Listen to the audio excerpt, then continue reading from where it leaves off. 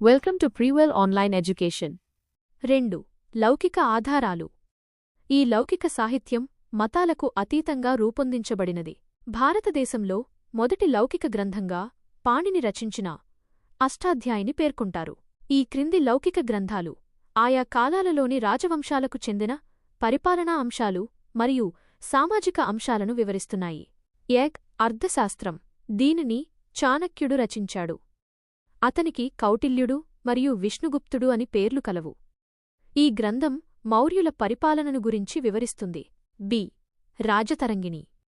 ఈ గ్రంథాన్ని కల్హణుడు రచించాడు. ఈ గ్రంథానికి కొనసాగింపుగా సీక్వెల్ రచించబడినవి. జోనరాజ రచించిన ద్వితీయ రాజతరంగిణి, శ్రీవర రచించిన జైన రాజతరంగిణి. ఈ గ్రంథాలు కాశ్మీర రాజవంశాల చరిత్రను, పరిపాలనను వివరిస్తాయి. నీతిసారం. ఈ గ్రంథాన్ని కామందకుడు రచించాడు. ఈ గ్రంథం గుప్తుల పరిపాలనా అంశాలను వివరిస్తుంది. హర్షచరిత్ర. ఈ గ్రంథాన్ని బాణుడు రచించాడు. ఈ గ్రంథం హర్షవర్ధనుని పరిపాలనా విశేషాలు తెలియచేస్తుంది. Thanks for watching. Don't forget to follow and subscribe to my channel.